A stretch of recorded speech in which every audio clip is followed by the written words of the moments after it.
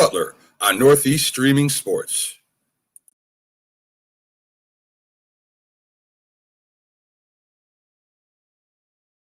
And here I am, live here on All Links.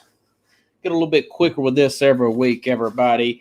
Welcome to Sports Scope. I'm your host, Robert Butler. Like to get started a little bit early as soon as I can, especially on days when you have all this breaking news, everybody. And, of course, everything that's going on with the Dak Prescott situation. A lot of cuts around the NFL, franchise tags, not franchise tags, crazy story with that LSU Les Miles, lesson to be learned there, and get into all that stuff as much as we can. I mean, it's so much, it's overwhelming. I can't keep up with all of it. But first, everybody, let me tell you about Alternite. Alternite is a 100% nonprofit funded and ran by Tolik Bortz out of Brooklyn, New York area, received support or partnered with New York Ranger hockey team, former Ranger legends Mark Messier, Adam Graves, Ron Duguay, WFAN's Boomer Esiason, most legendary local sports talk station in the country. These guys provide humanitarian educational services for underserved community. For example, pay for youth to play sports, provide equipment, stuff like that. These guys also help out in music and arts fields. For more information on how to donate or to request help, please contact them at www.alternite.com. That is ALTRUNITE.com. Or visit their Facebook page, or you can call 917-775-4005. Tell them Robert from Sports Scope sent you.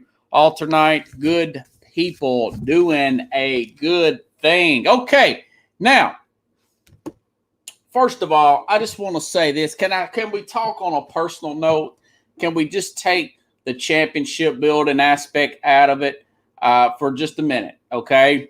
Dak Prescott is he's a public figure. He's a guy that I've known about since his senior year at 2015, 2016. Since his junior year at Ole Miss. And his personal life, since he played in the SEC at Ole Miss, or Mississippi State, these guys got to the number one ranking at one time. And his mother, I remember at the time, his mother got colon cancer, and she passed away in 2014. I know that we all have tragedy in our life, but it's different when it's on everybody knows you. You're a public figure when you're still in college. These are just other reasons why I'm happy for this guy. Last year, his brother committed suicide. He's got two brothers. One of them committed suicide. It was all over publicly. It was just a very heartfelt thing. He had a lot of tragedy for a guy that's just 28 years old. We saw the gruesome injury that Dak dealt with last year, where he broke his ankle and shattered it on national TV. Dak Prescott is a true, and he's always kept a smile on his face. He's always had a good vibe about him through mom dying of colon cancer, brother suicide. He had some issues. He got in a little bit of trouble in college. There was a video of some guys beating up on him in college at a spring break thing. And this guy continues to smile and persevere through things. And now Dak has he made $50 million, I read the other day, in endorsements since he's been a Dallas Cowboy.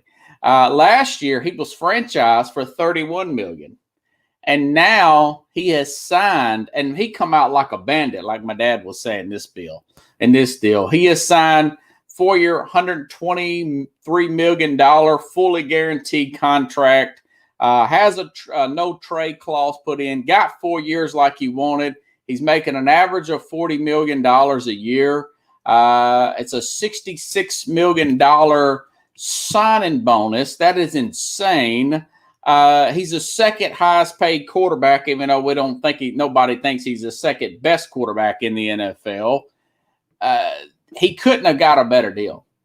He just Pickles. So how do you cash a $66 million check in Dallas? Now, I'm sure everybody in town knows the guy. So you walk in there and you say, okay, how many days do y'all have to hold this before this clears my account? When you walk in from a check, even if it's from the Dallas Cowboys, how long does it take for that to clear the account? $66 million. Let me get my supervisor here, okay? This is probably going to be 3 to 5 business days minimum. I've had an $18,000 check. Took me 72 hours in Nashville. It seemed like I put a large amount. It took me a week in New York City. I'm just curious how long it takes for a check like that to clear a signing bonus of $66 million. So this guy essentially, let's do a recap on this. This is monopoly money. And I'm happy for the guy. I'm not really sure about Cowboy fans. So he's essentially, after this contract's over with, even if he don't play it down, $120 million plus 23 guaranteed, plus the 30 he made last year, plus the $50 million endorsements he made in the last few years, plus his rookie contract, which wasn't nothing, I get it, 4th round pick money. That's $200 million, and he'll still be 32 when this contract is up. This guy can essentially put $300 million plus dollars. That is Major League Baseball money. And he's living in Dallas. There is a no state tax there. I couldn't be happier for the guy. He's a hard guy to root against when you know what he's been through in his life at such a young age. I've had a very rough life too. I have empathy for people like that, for guys like him. But I just like his good attitude, you know, and it's a happy moment. Now, that being said, okay, let's go back to general manager Robert, because a lot of you watched me for a long time. Know that let's take out that's the emotional side. Let's take that away. Okay, let's get down to brass tacks here. Now, this year, these guys save $15 million, the Cowboys, for he's a $22 million cap hit versus $37 million. Okay, let's get that out of the way. So, what can this team do? Right now, they're favored to win the NFC East. I get it. All right. Their cap hit is $22 million in September. Okay. Next year, 2022, it'll be $33 million. You're a Cowboy fan, you got to hope the salary cap burst off through the ceiling, which I'm not sure about. And then 2023, it goes up to 44 and 47. That's when they're going to get trounced. You hope the cap goes up $40-50 million. It won't do that. It'll probably go up between 10 and 20 million, even with the new TV deals. It's not going to blast up. It never blasts up. I know people talk about the TV deals. So what can they do to win? Okay. They don't need offense. Okay. They've got the 10th pick overall. They've got $15 million extra in cap space. They've got some cap space here and there. They've got a good tight end. They've got 3 good wide receivers. They got a lot of holes in the defense. All right. So my thing is they need to emulate what other team has paid their quarterback a big amount of money, paid their running back a big amount of money, and paid their wide receiver a big amount of money, like Dallas Cowboys, Amari Cooper, Zeke Elliott, and has been a legit, not a pipe dream, a legit Super Bowl contender. And that team is the Saints. If Drew Brees would have been halfway, just a tad bit closer to his prime during the last 3 years, 18, 19, 20, if he would have been a little bit closer to his prime, they could have not got there and they could have won the Super Bowl. They had a bad call against the Rams, come up short. Who was it last year? I forgot who beat them. I know that Tampa beat them last year. That seemed like then they lost to Minnesota, all because Drew Brees he was too old to make the throws down the stretch. But particularly two of the last 3 years, absolutely. So you want to emulate everything they've done. Now they're $100 million over the cap now. Now, Jerry Jones, this is about Jerry Jones because he makes everything about Jerry Jones. He loves to get these headlines. He loves to pay these guys big amount of money, whether they deserve it or not. He loves his stars, and he loves to make the headlines. So, but I wouldn't agree with a lot of his moves. And a lot of people said, well, and I said on this, as soon as he said, Zeke Elliott said 2 years ago, he's not coming to camp because he's going to be traded. I said, we'll go ahead and trade him. Or he's going to sit out. It was in August. What they had, Hard Knocks was on. It was the Raiders or somebody. And Zeke Elliott said that he's not coming to camp. You should have traded him immediately. He had 2 years left on his deal. You should have traded him. My sister called. She's like, I like how you banged on that table and said, trade him.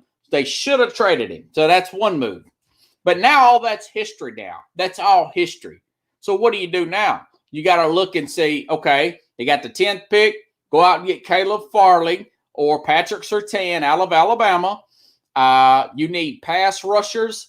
Melvin Ingram's going to be available from the Chargers.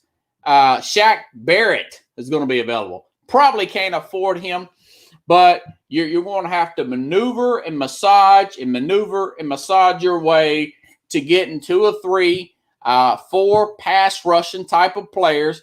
Don't have to be superstars. First round, get either Caleb Farley of Virginia Tech or Patrick Surtain off of Alabama. And second round, do the same thing. You get the best defensive player available, even if it's a linebacker. And then you push listen, Dallas Cowboys, pay attention, Josh. I know you're a big fan of Dallas Cowboys. Josh Travis here at Nashville. What you need to advocate for is get Jerry Jones to push all those chips in. And he loves this stuff. Trust me, he loves this. Do exactly what New Orleans has done. The way they've got around. They played Alvin Kamara, they played Mike Thomas, and they played Drew Brees. Okay? This same thing, Amari Cooper. And another thing, you want to trade one of those receivers. You don't want to trade CeeDee Lamb or Newman. I would try to trade Cooper Pickles to a guy like to a team like the Patriots, who Stephon Gilmore is on the trading block. I've read more than once from the trading deadline to now, Gilmore's on the block. Maybe you get more than Gilmore because he's in his 30s for Amari Cooper. Why? Because they cannot draft receivers. That's why. And they got a lot of money in draft capital right now. The New England Patriots, and they need receivers. So you could probably trade Cooper for Gilmore and maybe another player, maybe a third or fourth right now, maybe a 4th round pick there, and go more defense. Okay. But so what you do is you want to trade and just go out and get one of these bigger name corners. Remember last year they let Byron Jones go and then they took CeeDee Lamb. That was stupid. That was a Jerry Jones move. That was big eyes, bright lights move. Let's just get big. Let's just go big. No, you got to stop people, Jerry. And I know they've got the former head coach of the Atlanta Falcons now, Pickles, is now their defensive coordinator. That will help his defense with those deep safeties that cover 3, just like the cover 2, except you got 3 safeties, defensive backs instead of 2. Is you Dan Quinn? Thank you, Dan Quinn, medicine woman, right? You got to have a good pass rush. You know, They're fair. I like a few of the guys, Smith and everybody, but they need pass rushers, just like a lot of us do, right? So you got to get some of those guys, and you can go out there and get somebody with the cap room is available. There's going to be a lot of players who are going to get cut. They're still going to get cut between now and the new league year, which is March the 17th. Legalize, what do you call it? For guys, they're tampering. Legal tampering is next week. It's Monday. It was a week from yesterday. Today, we'll be doing a lot of legal. This time next week, we're going to talk a lot about legal tampering. In other words, agreement in principle, in air quotes. So you want to go do that. Push all your chips in, Dallas fans. Now, and about 3 years from now, when this thing is getting close to being up, when you're on him $47 million, you're going to be busted on the cap anyways. You're going to have to cut all these players, and you're going to start over. Well, Jerry Jones will be about 81 or 82 by then. He don't care. He wants to win. He wants to win before he dies so he can say he did at least one time without Jimmy Johnson. That's what he wants to do. If it was up to Jerry Jones, everybody, he would pay $300 million a year in salary cap. If this was a luxury tax league like the NBA or Major League Baseball, Jerry Jones would pay the luxury tax every year just to prove that he did it without Jimmy Johnson. Because he's stubborn like that. He thinks about winning. The money's not the big issue to him. Remember, he paid Julius Jones. Who's the other running back? DeMarco Murray got a second contract. He loves to play people. Yeah, he would just pay. And I looked this up the other day, Pickles. Carlos, if you're there. 1994 is when the NFL implemented the salary cap. Well, when's the last time the Dallas Cowboys went to the Super Bowl? When they had those players prior to 94 still in their prime with Barry Switzer, Emmett, Larry Allen, Troy Aikman, Michael, all those guys were still in their primes. But after 96, we all know what happened. They started going downhill. And then of course, they hit Jimmy Johnson's team, obviously. They hit a little bit of stride with Bill Parcells, but Parcells wanted to get rid of he wanted to do away with T.O. There was an incident with another player. And, of course, he had to say something. Jerry Jones had to say something, Jones, I'm sure it was his move to bring in CeeDee Lamb when he already had two wide receivers and you lost the corner in the first round. That's just what he wanted to do. But, again, you got to look and see what's Mickey Loomis, the general manager of the Saints, what has he done the last 3 years? That's what I'm saying to myself because they had the team to do it. And like I said, right now, depending on what Washington does, if Washington gets a Deshaun Watson or even if they get a Sam Darnold and he turns out to be a decent player, I may pick Sam Darnold and Washington to win this division. But if they don't get Sam Darnold and they're gambling on this Tyler Heineke guy, then I would probably pick Dallas to win it, depending on if they continue to add to the defense the rest of the way instead of the offense. But like I said, personal note, happy for Dak.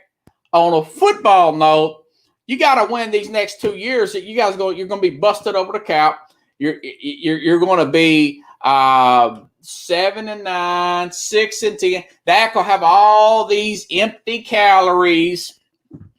Like I was reminding everybody, like he said last week, and I wanted to reiterate that on my show, that the guy's been 6-11. At the beginning of Dak's career, it was about winning when you had, perfectly healthy offensive line. You're paying Dak $600,000 a year. Zeke Elliott was in his prime. Everything was flowing perfectly. You went 13-3.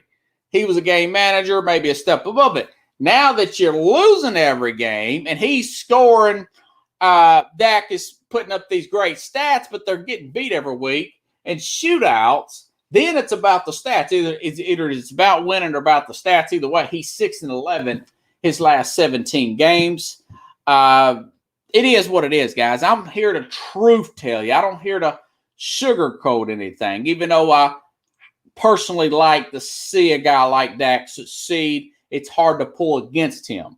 I would like to see it's good for the league when they're playing well, you know. But right now, I would put them winning the East, depending on what Washington does. Guys, it's early in the game. We haven't even started free agency yet. The draft ain't been here yet. So it's a lot to go about. But it is a big piece that all for Dallas Cowboys fans, it's a sign of relief. But now it's push all your chips in. Jerry Jones pushing 80 years old. He wants to win now. He wants to win before this contract goes into year 3 and year 4. But would I put you above the Tampa Bay Bucks? Of course not. Would I put Dallas above Green Bay? Probably not right now. I probably wouldn't put them above the Rams right now. I don't know if I'd put them against 49ers right now with the healthy Jimmy Garoppolo. You know, but would I put them against the NFC East? If you get in, you got a shot, right? If you get in this tournament, you have a shot. That's all you can ask for if you are a Dallas Cowboy fan. Okay, so that is what it is. Okay, there's another story out here.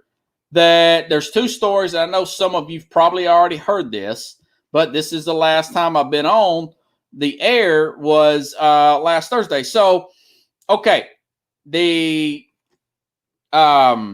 Seattle Seahawks they sent a letter to their season ticket holders and did not put Russell Wilson's name in the letter. They put everybody else's name, but they didn't put Russell Wilson's name. Okay. There's another story across the country, Pickles, in the middle of the country. Chicago's wanting to go all in to get Russell Wilson. I'm not trying to talk about the same stuff over and over again, but we're right back. We're right back where we started. Okay. One side can't make the other side happy. So what do? And I thought about this. I wrote notes. I stopped on my day job. I'm driving 12 hours. I stopped. I wrote a note. Stopped and wrote a note. Stopped and looked up Raekwon Smith. This really all-pro linebacker. I looked up his salary. I looked up his status. And I said, it all comes down to Miami. You've got to get Miami involved. You've got to get Miami involved. You've got to get Miami involved because they've got that 3 pick, Pickles. And you got Chicago here. If I'm Chicago, what do defensive coaches like? They like more and more defensive players. Okay? So if I'm Chicago with Raekwon Smith and they got the 20th pick. Raekwon Smith has been drafted. He was drafted in 2018. He was drafted in 2018. So he has this year left, and then he's got that 5th year option. He's got this year left on a rookie contract, Raekwon Smith, okay? Much, much cheaper than a Khalil Mack, okay? So you call Brian Flores and their general manager, say, okay, we got the 20th pick. You need a versatile linebacker. We've looked at what Miami needs. They can use an offensive lineman, yeah. Maybe they draft another quarterback instead of Tua. I haven't heard any indication of that. You say, what about Raekwon Smith? Do you want an all-pro, guaranteed all-pro to take over? And you want to take that 20th pick. What do you think about that? That's 2 players, 1 guaranteed. And then you got the 20th pick. Can you give me that 3rd? Would you take a 3rd round pick additional to that with it? Okay. You ask them for that trade. And think about this, guys. Miami they would have the 20th. They still got the 18th. That's their pick. The 3rd pick overall is Houston's pick. So they'll have the 18th. They'll have the 20th pick, right? Miami.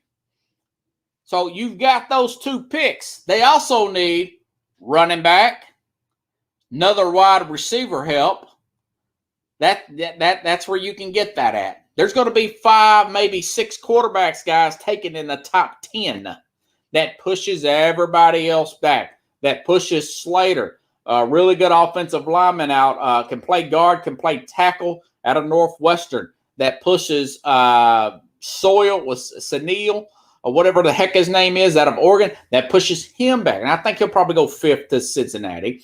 So that pushes all that linebacker. The linebacker, Park, the guy from Penn State, he pushes him back. So Raekwon Smith, the 20th pick, I probably would give up the 3 pick. I don't know. Maybe another pick in the future. So you take that, then you call Seattle, say, we'll give you this 3rd pick overall.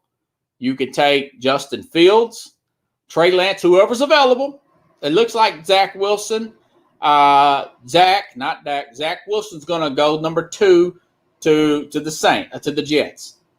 But if you're Ryan Pace and you're Matt Nagy, you've already franchise tagged Allen Robinson, Pickles. You've already got David Montgomery. You've already got what's his name, Mooney, the other wide receiver. You've got a uprising tight end there, young guy. I can't remember his name. He's the 2nd-year guy. And then you've got David Montgomery. You've got a coming offensive line. Russell Wilson already named you as a destination. He named Dallas. Dallas, they're out. They've mortgaged their future. Mooney, yeah, thank you. Yeah, Daryl Mooney, I've won some money with him off of fantasy. So you've got Chicago. If you got Russell Wilson and you just lose Raekwon Smith in your 20th pick, you've got Allen Robinson. You've got that emerging offensive line that can run block. We saw that. You've got David Montgomery. He took that job. He's your running back.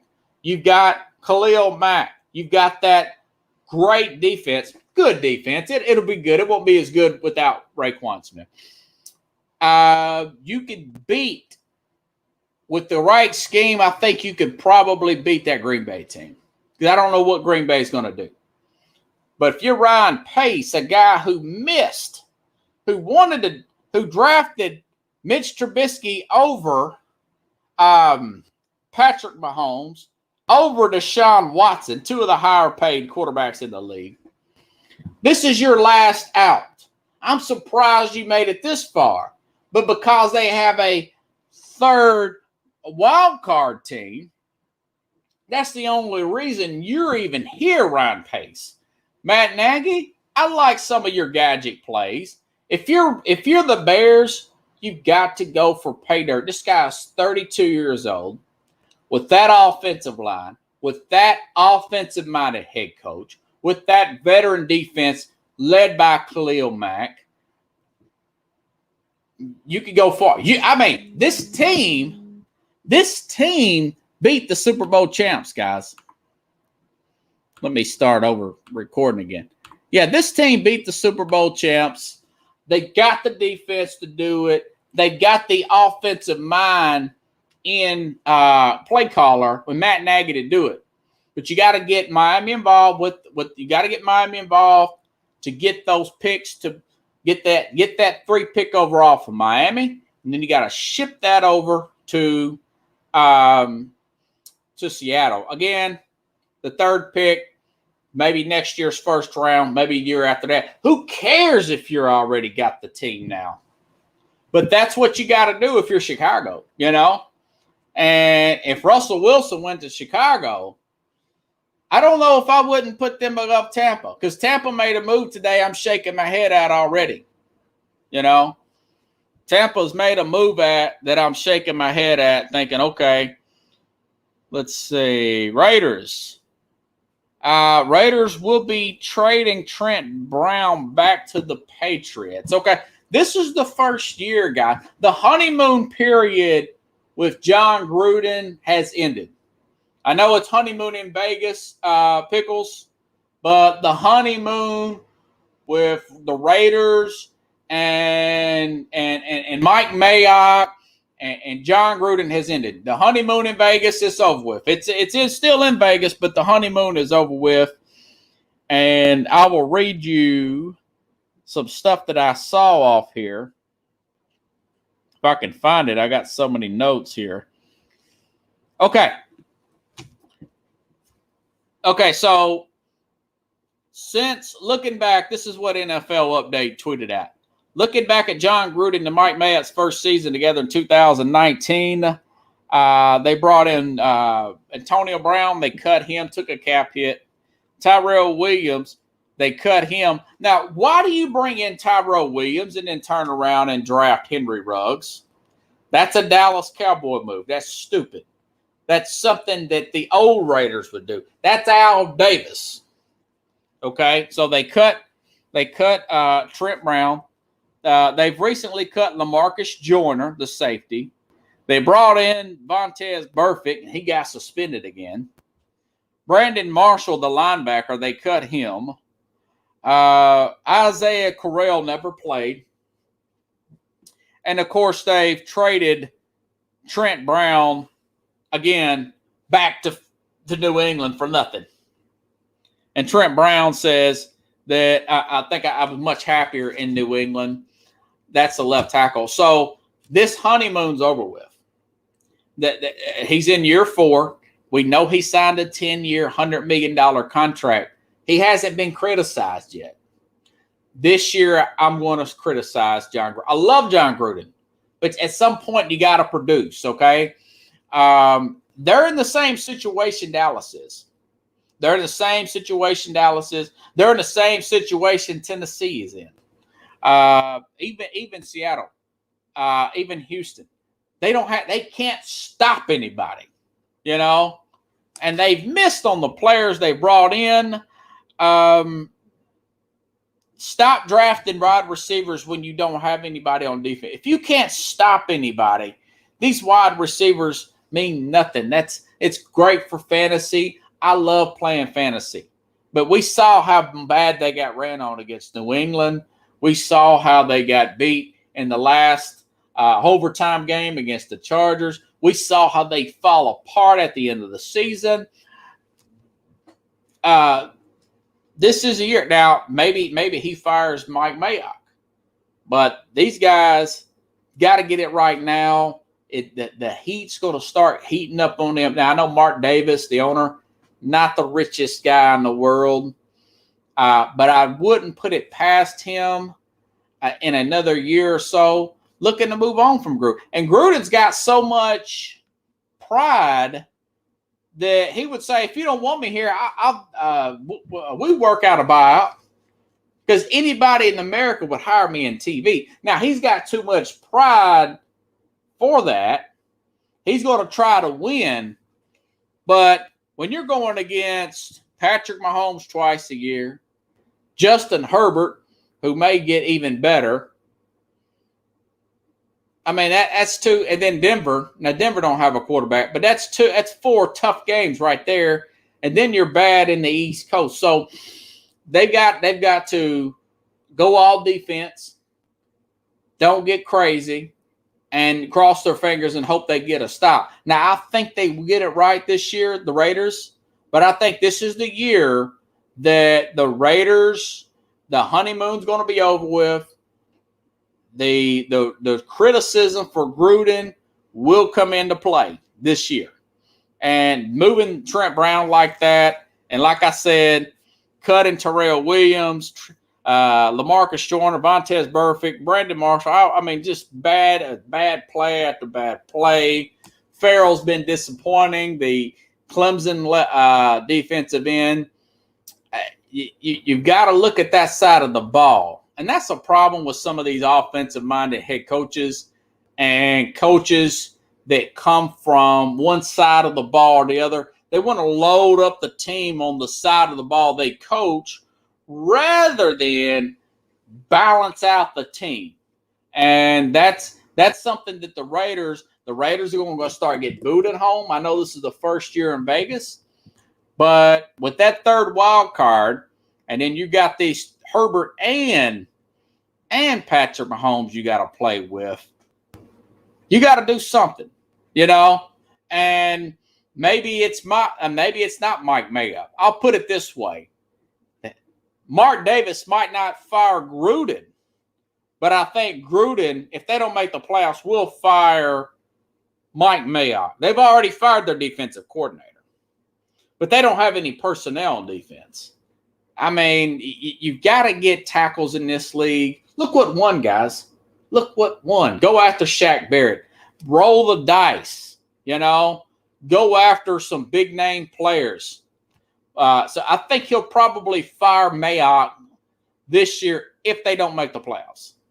That's how it's starting to get more serious. Like I said, the honeymoon periods wore off. It's starting to get talked about more with the Raiderland. I thought it was going to work out too, guys. You still got some time. Mark Davis wanted to play the long game. You had to give him that kind of offer to get him off of that Monday night, easy, comfortable Monday night chair, making all that money. He's the highest paid employee at ESPN. You had to offer him something like $100 million contract, $10 million a year. So I understand what Mark Davis was thinking about. But you got to get a regular general manager that's going to say, this is the best player. You're not the general manager and coach. It don't work. So I know they beat the Chiefs in the regular season, the only team to really do it. But close only counts in horseshoes and hand grenades, right, Pickles? You can't get close to the playoffs this year. When you've got that extra team in there, you've got to get to the playoffs next year. You've got a franchise quarterback in Derek Carr. You've got a great offensive line. Great tight end. He's probably top 5 on his best day, maybe top 3 in Waller. Okay? Good receiving set. You just don't have anybody on defense that you can rely on. May have a linebacker or two. You know, Josh Jacobs, you're set everywhere. If somebody tweeted out a photo of Derek Carr in the pocket, and it was as clean. It was clean. You could eat off that pocket, man. It was so clean. It was not dirty. It looked like the grass was cut. It was perfect.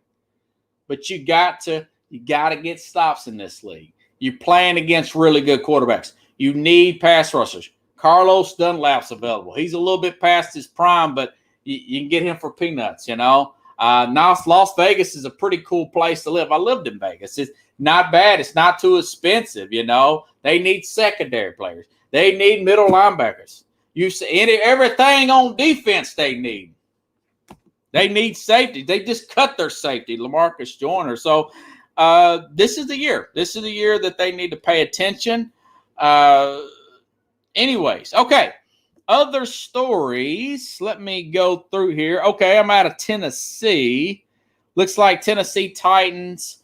John Robertson. He's a guy that when he came to Nashville, he was like a gambler. Speaking of Vegas, Pickles. It was 7, 7, 7. 7 with Derrick Henry. 7 with the trade of the first round overall pick. 7 with Ryan Tannehill trade. Turns out to be. And now it's snake eyes with Isaiah Wilson, who was recently traded to the Miami Dolphins for a 7th round pick. Guy plays 4 snaps here. Snake eyes with Jadeveon Clowney. Snake eyes with Adam Humphries, the slot receiver Tennessee picks up out of Tampa. Snake eyes with Vic Beasley, the free agent out of Atlanta. I mean, somebody needs to change the luck of John Robertson. Man. So I think Tennessee, again, not to sound like a broken record, we talked about this before. They did win the division the first time. And since 2008 last year, they hosted a playoff game. But when you got a guy like Chris Ballard up in Indianapolis, he's hitting 7s, and now he's got Carson Wentz. Carson Wentz could be a total bust, but Carson Wentz, with that offensive line, with that tight end, that receiving core, that running back and Jonathan Taylor, that defense, they're going to be tough. They're going to be tough. He's really going. They cut Malcolm Butler today, Pickles. So they're making room. I don't know what he's got planned, but he's got to look a little bit closer at the players that he's bringing in. Character guys. Clowney is a melody guy. Vic Beasley is a big-time melody guy. And Isaiah Wilson is a massive maturity issue guy. Hopefully, Wilson can get it back together. But part of me, as somebody who lives in Tennessee, hopefully he falls on his face because you don't want him to do well with somebody else, right? You want him to do well here. I think maybe he gave up on Isaiah Wilson a little too fast. I know he had his DUI, then he had to party, and he violated some team rules. But that's the stuff that we know about Pickles out of Isaiah Wilson. He may have been out here getting drunk every single night, and that was the only time he got caught. So there's two sides to every story. Wow. So, yeah, they're going to play. Well, he'd be amped up. Should have drafted T. Higgins. Yeah, hey, good to see you, man. Good to see you there, Richard. Richard, can I throw in the fact that he drafted Corey Davis over, what's the guy's name? Jamal Adams. I love John Robertson. T. Higgins would have been a good player, yeah. Could have got T. Higgins there. We needed help at the line. Now, philosophy-wise, Richard, you want to go with the lineman early in the draft. I'm not a big wide receiver early guy. Now, when you're drafting at the end of the first round, I can overlook it. If you're going to take a Josh Jacobs or T. Higgins, Clemson player, if you're going to take a player like that at the end of the first round, I'm okay with that. But I could see Georgia has had some of the best players in the game, come out lately. They've recruited extremely well in Georgia. They've recruited extremely well. I could see where he missed out on Isaiah Wilson, but he's missed a lot here lately. I don't know if John Robertson is switching up his game or what, Richard. But I'll tell you what, he's got to pay a little bit closer attention. And quite frankly, I don't know what they're going to do at defense, Yeah.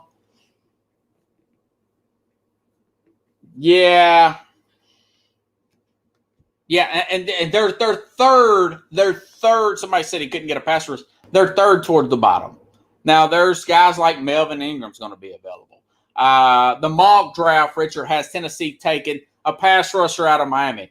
Tennessee's got to do what Dallas does. They have to go all defense.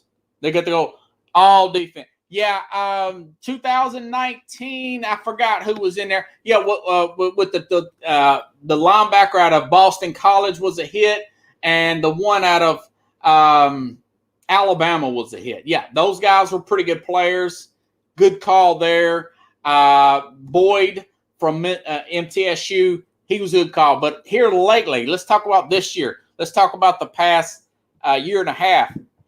He seemed, A.J. Brown was a good pickup. You can always get, guys, here's a lesson. You can always get good wide receivers in the second round.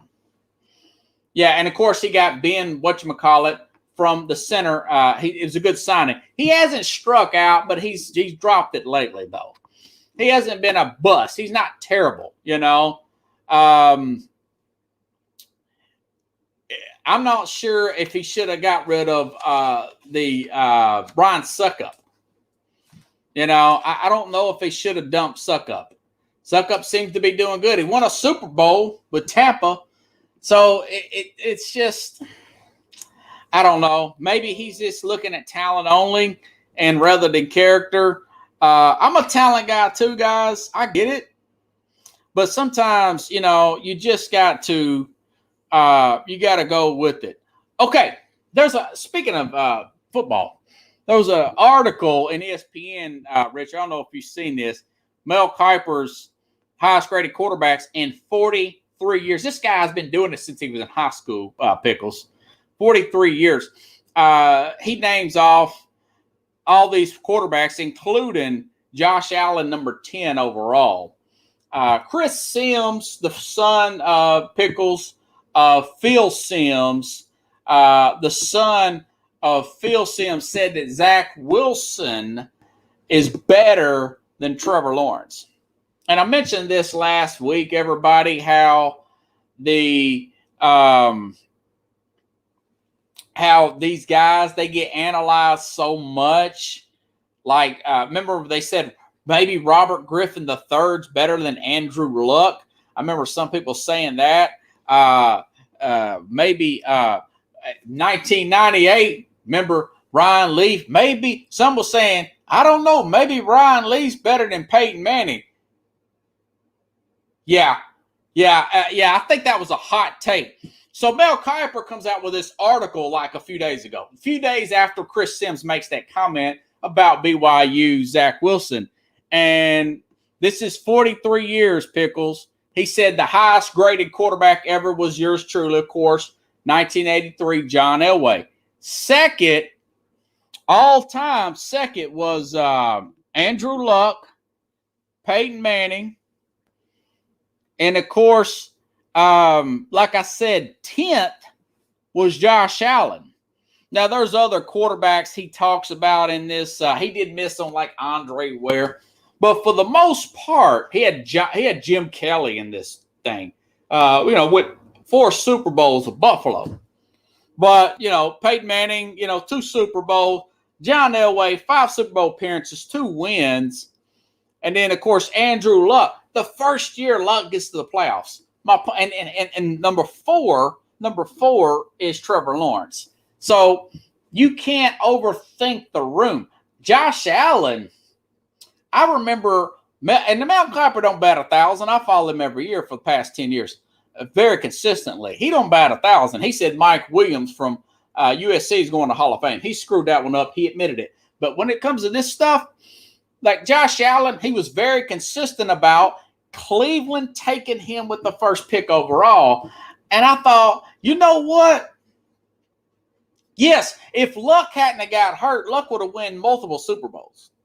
He took the last team. That was like some LeBron James stuff. He took the team that picked 32nd, dead last, the worst record in the league, Richard. And then they won the playoffs. Yeah, that's right. He's not perfect on this selection. But they won this division in 1 year. That's insane in the membrane, Andrew Luck. And he still may come back for all we know. But so, Trevor Lawrence is 6'6". The best, ideally, if you wanted to draw the perfect quarterback, this is what any scout would tell you for the last 30 years, Pickles. 6'4", 225 is the prototype. He's 6'6", and he can run. He played 2 games as a freshman, and then he caught on to the offense. He beat out a 5th-year senior. Lawrence did. You remember that, Richard? He beat out a 5th-year senior, and that guy transferred. He was like a senior. Then he went to a 5th year. I think he transferred somewhere else. And then he cut up Alabama, and, of course, their defense got – Russell was 6'6", but Russell had a much slower release than this guy. He could throw the ball longer, but I always thought he had a slow release. Jamarcus Russell, he could throw it deep, but he's heavier, a lot more. Yeah, that's what I'm saying. He's a generational talent. He's got a very high. Scout said he would have been a number 1 pick after his freshman year. So, and by the way, Pickles, Richard, Cam Robertson, Urban Meyer, they've already franchised him. They've already franchise tagged him. The left tackle out of Alabama, they franchise tagged him. They've so they're going to be ready to move on. Chris Sims is being hot take, Okay, other news. Let me see who else. Any other? Let's see. I think there was some few other franchise tags in comments if I can find it. Okay, Chris Godwin. Now, this is what I don't like about Tampa.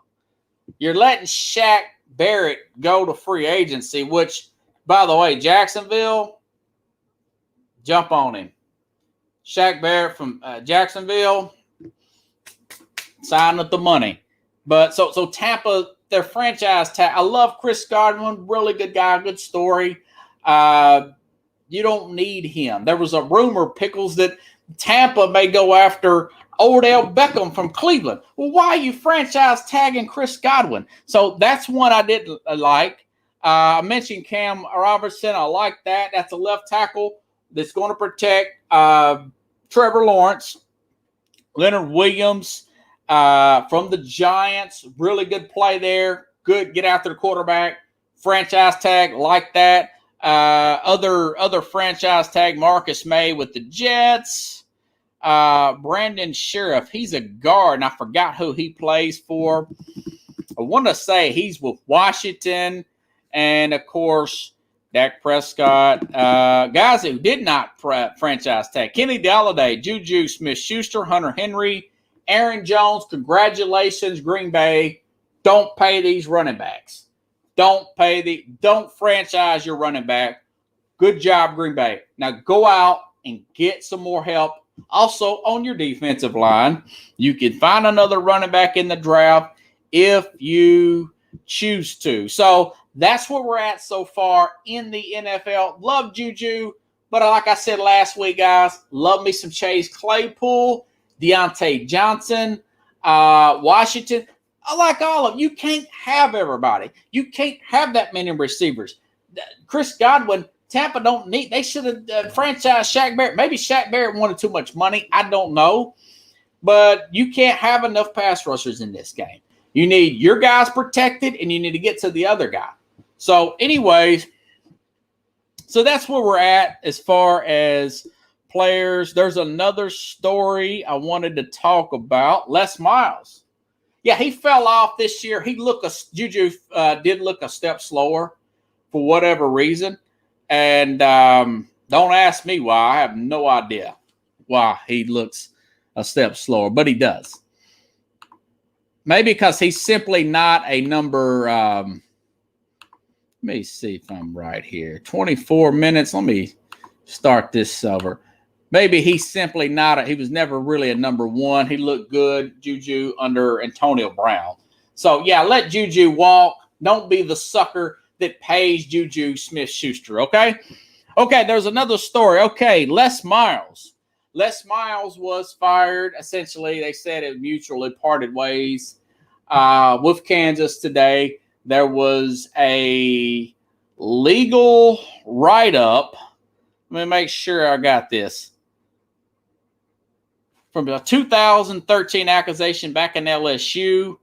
It looks like this legal firm finally made it from confidential to leak this out about women.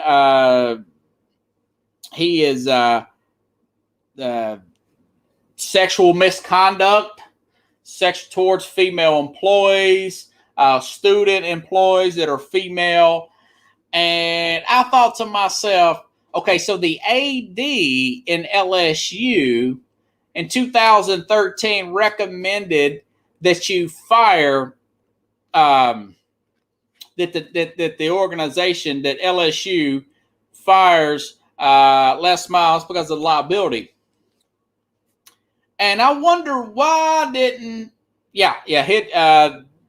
one chick said she kissed him, one college student. So it's basically sexual misconduct, sexual harassment. And it was, I guess there's going to be some kind of lawsuit. Hey, man. Yeah, sure, man. Good to see you, Richard. Yeah, I saw that hat backwards, and I knew that was you, brother. But this thing with LSU, it's this big college thing we got going on here. And have you guys noticed the years are kind of odd? 2011, they went undefeated in the regular season. They beat Alabama in 2011. They lost the national championship game 21-0 2011. So they were in their window. To to win another national championship. So that's why they didn't want him to fire. And by the way, he's got 3 wins and 3 seasons with Kansas. He wasn't tearing the world up then. But this reminds me of these guys getting so caught up in the winning that they just, and that's a problem in college football. How about Jerry Sandusky? Paterno, the AD, they just did not want that to be, they did not want that to mess up the program. And the problem with that is those problems get bigger and bigger and bigger and bigger. And then one head rolls, then you've got heads rolling. You got everybody. This ain't as bad as Penn State, but it reminds, it's that culture of college football where there's so much money in college football. There's so much, there's so many jobs that are online. People just want to push things away. You want to push things under the rug. But like I said, Ohio State, Urban Meyer really didn't want that to jump off. They said he wanted to take care of a friend. No, you didn't want that publicity, and you tried to smooth things over. Well, that cancer gets bigger and bigger and bigger and bigger. Now, if he was 9-1 at Kansas, Pickles, do you think that they fire him? No, they probably put him on. They probably suspend him for 2 or 3 games. You got to. Here's the thing: things happen on these campuses. I get it. Your staff's going to mess up. Things are going to be a problem. I get that. But what you do is you take care of it quickly and get it over. You pull the Band-Aid off when it comes to stuff like this. And, you saw it at the Baylor, but not like it was at Ohio State, and definitely not at Penn State. That was really bad. But you'll see that, and even Urban Meyer, even in Florida, he let things go. He knew Aaron Hernandez was getting in trouble, and he just let stuff go. Then he got Carlos Dunlap. He got a DUI before the SEC championship game. See, he just likes to hear no evil, see no evil. Sometimes you can get too caught up in the winning, and then things get completely out of control. So, Les Miles, and that was the reason why this thing stayed like it did, because he's winning football games. They were just off that national championship game. Yeah, the Dunlap's like 34. Somebody could pick him up for peanuts. He'll jump on a contender somewhere and do something. I'm surprised Seattle didn't keep him. They save about $10 million. But my thing is, that's a culture issue that the powers to be in these college, these major conferences, these big money guys, just nip in the bud, man. Just nip that stuff in the bud and take it. It's going to be embarrassing for about a day or so, but it's twice as bad. It's twice as bad if you just let it keep festering and growing and growing and growing. And then you have something like a Penn State, But this just sounds very much like that situation, everybody. I want to see if I had any other notes. Geez, I'm another 58 minutes in. You guys are getting all kinds of good stuff from me. Check out Alter Night. Give them a donation there. You can call Alter Night and say Robert Butler sent you. 917-775-4005 ALTRUNITE. Check out the Facebook page here. I'll be back on Thursday. There's no telling what's going to happen in the next 48 hours. Maybe Russell Wilson is a Chicago Bear. Again, you got to get Miami involved. How many times I got to say, you got to. Now, Miami may be fooling us all and holding out to get another quarterback. That's what they may be doing. But that's the only way that happens. We'll talk about that. Other news here breaking. I love the NFL. It's always the gift that keeps on giving. I'll see you around 9 p.m. Central Time here on Sports Scope. Guys, have a good Tuesday evening, and thanks for watching.